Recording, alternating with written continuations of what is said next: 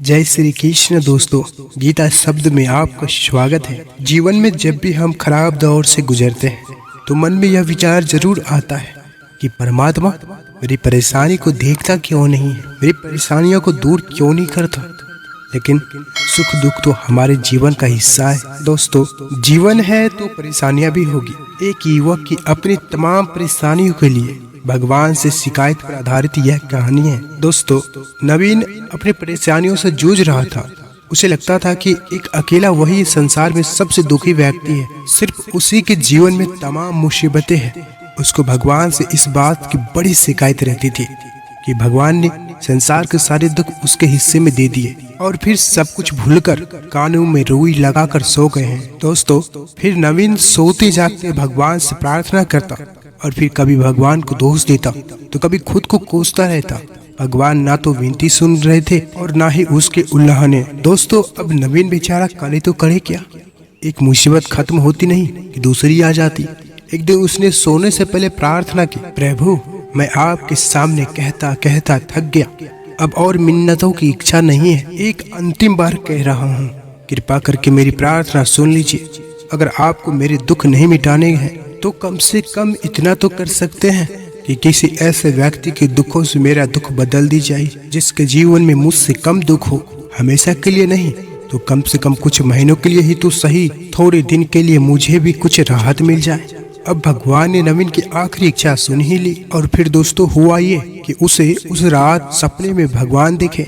भगवान बोले, बालक मैं तुम्हारी प्रार्थना रोज सुनता था, पर मैं उनके ऊपर ज्यादा ध्यान दे रहा था जो तुमसे भी ज्यादा तकलीफ में है। खैर, तुम अपने सारे कष्टों को विस्तार से एक कागज पर लिखो, फिर एक गठरी बनाओ और शहर के मुख्य चौराहों पर जाकर उसे टांग कर आओ। नवीन हड़बड़ाकर नींद से जगा। दोस्तों, पहले तो उसको बिल्कुल यकीन ही नहीं हुआ कि सच में भगवान आए थे और उन्होंने इससे यह सब बातें कही है। फिर उसने सोचा कि आजमाने में क्या हर्ज है, क्या पता इससे कोई रास्ता निकल आए। उसने भगवान के दिए आदेश के अनुसार अपनी सारी परेशानियां अलग अलग कागजों पर लिखी। इतनी परेशानियां लिख डाली कि सच में कागज का ढेर हो गया और उसे गठरी में ही बांधना पड़ा।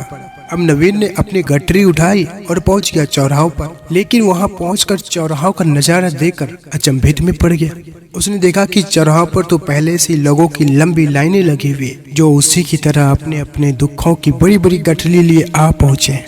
अगर यह चक्कर क्या है, सब कुछ उसकी समझ से बाहर हो गया था। दोस्तों, अभी वह इन विचारों में खोया ही था कि तभी एक आकाशवाणी हुई। उसमें सभी को अपनी गठरी को चौराहों पर लगी अलग अलग खूंटी में टांग देने का आदेश हुआ। वहां बेहिसाब खूंटियां पहले से ही बनी हुई थी। सभी ने अपनी अपनी गठरी को टांग दी और फिर ईश्वर के अगले आदेश की प्रतीक्षा करने लगे। कुछ ही देर में दोबारा से आकाशवाणी हुई और सबसे कहा गया कि सभी लोग अपनी अंदाजे से कोई ऐसी गठरी उठा ले जो उन्हें अपनी परेशानियों के गठरी से हल्की समझ में आती हो। अब उन्हें वही दुख भोगने होंगे जो उनकी चुनी हुई गठरी में दर्ज होंगे। आकाशवाणी सुनते ही सभी हल्के से हल्के गठरी को लपकने के लिए दौड़ पड़े। सबके साथ नवीन भी नई गठरी चुनने के लिए भागा। खूंटों में टंगी समस्त गठरियां को घूरता हुआ वह काफी देर तक अंदाजा लगाता रहा। अब दोस्तों, उसे एक डर और था कि कहीं वह कोई ऐसी गठरी न उठा ले जिसमें पहले से भी ज्यादा दुख हो। अगर ऐसा हुआ तो परेशानियां और बढ़ जाएगी और मुझे लेने के देने पड़ जाएंगे। जीवन तहस नहस हो जाएगा। सो अलग अलग उसके मन में तरह तरह के विचार आने लगे। वह सोचने लगा कि कम से कम वह अपने दुखों से भली भांति परिचित तो है और उन्हें झेलने का आदी भी हो गया है। उनके लिए कुछ रास्ते निकालने की शुरुआत भी की है। शायद इसका परिणाम आए तो एकाध दुख घट ही जाए। कहीं ऐसा न हो कि चुनी गई गठरी में दुख और भी ज्यादा पीड़ादायक हो जाए। ऐसे विचारों में खोया वह एक के बाद एक गठरी सामने से गुजरता गया, लेकिन तय नहीं कर पाया कि कौन सी गठरी चुनी जाए। उसे यह भी डर था कहीं कोई उसकी गठरी न उठा ले। दोस्तों, इसी अधेरबुन में फंसे नवीन ने आखिरकार अपनी गठरी उठा ही ली और चल पड़ा। उसने तय किया कि अब इन चुनौतियों का मुकाबले पहले से ज्यादा मजबूती से करेगा। धीरे धीरे नवीन को अपने ही दुख दूसरों से कम होते हुए महसूस हो रहे थे और उसके जैसे ही भाव वहां मौजूद हर व्यक्ति में आ रहे थे। सच में सबको अपना दुख ज्यादा बड़ा और ज्यादा पीड़ादायक लगता है कि वही संसार का सबसे दुखी प्राणी है, पर हमसे भी ज्यादा न जाने कितने और दुखी है। कितने ही लोग ऐसे हैं जिन्हें 2 वक्त के भोजन भी मुश्किल से नसीब होता है। दोस्तों, कभी किसी की शानदार कोठी के आगे से गुजरते हुए यदि यह ख्याल बार बार आए, जब किस्मत बांट रही थी तो वह इस आदमी से पीछे क्यों रह गया? अगर आगे रहता तो उसे भी ऐसा सुख और ऐश्वर्य मिल जाता। जिन लोगों के पास साहस और हौसला है, वह आत्मविश्वास की नाव पर सवार होकर आसानी से जीवन की कठिनाइयों से सफलता प्राप्त कर लेते हैं। दोस्तों, जरा ऐसे लोगों के बारे में सोचिए जो जीवन मृत्यु के बीच झूल रहे हैं। कम से कम आप किस्मत के लाइन में इनसे आगे तो थे। स्वस्थ हैं, अपने काम के लिए किसी पर निर्भर नहीं है, अपना काम खुद करने के लिए काबिल है। दोस्तों, मैंने जिंदगी में एक ही बात सीखी है कि इंसान का कोई चीज नहीं हरा सकती है जब तक वह खुद ना हार मान ले। हमें अपनी गलतियों की सजा भले ही तुरंत ना मिले, परंतु समय के साथ कभी न कभी सजा अवश्य ही मिलती है। मित्रों, सूर्योदय और सूर्यास्त हमें बताते हैं कि जीवन में कुछ भी नहीं है, इसलिए हमेशा खुश रहे एवं जीवन की यात्रा का भरपूर आनंद ले। यह जिंदगी बहुत छोटी है।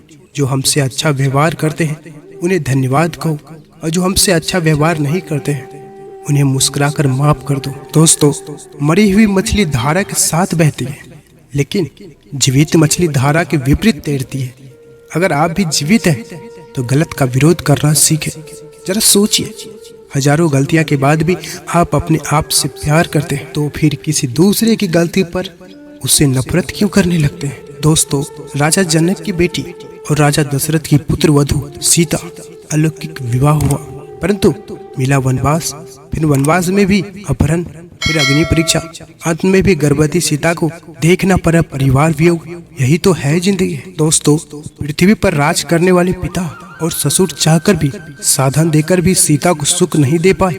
फिर एक साधारण मनुष्य कैसे अपनी संतान को उनके अपने कर्म के बिना सुख दे सकता है? तन मन धन से प्रयास करते रहे, परंतु यह भूल मत जाए कि किसी के सुख उसके अपने कर्म से ही मिलता है, दूसरे के कर्म से नहीं। प्रिय मित्रों, पितामह भीष्म के जीवन का एक ही पाप था कि उन्होंने समय पर क्रोध नहीं किया, और जटायु के जीवन में एक ही पुण्य था कि उसने समय पर क्रोध किया, और परिणाम स्वरूप एक को बाणों की सजा मिली और एक को प्रभु श्री राम की गोद। मित्रों, क्रोध भी तब पुण्य बन जाता है जब वह धर्म और मर्यादा के लिए किया जाए, और सहनशीलता तब भी पाप बन जाती है जब वह धर्म और मर्यादा को बचा ना पाए। दोस्तों, जब कोई इंसान दुनिया से विदा होने लगता है तो तुरंत उसके कपड़े, उसका बिस्तर, उसके इस्तेमाल किया गया सभी सामान उसी के साथ घर से निकाल दिए जाते हैं। पर कभी कोई उसके द्वारा कमाया गया धन दौलत, प्रॉपर्टी, उसका घर, उसका पैसा, उसके जेवरात, इन सबको क्यों नहीं छोड़ते, बल्कि गले का हार, सोने, अंगूठी भी खींचकर निकाल लिया जाता है। दोस्तों, इससे पता चलता है कि रिश्ता किन चीजों से था, लेकिन आपके द्वारा कमाए हुआ पुण्य, परोपकार, आपका नाम, इससे कोई नहीं छीन सकता। इसलिए मित्रों, ऐसा काम करो कि मरने के बाद भी लोग तुम्हारे धन के कारण नहीं, मन के कारण नाम ले।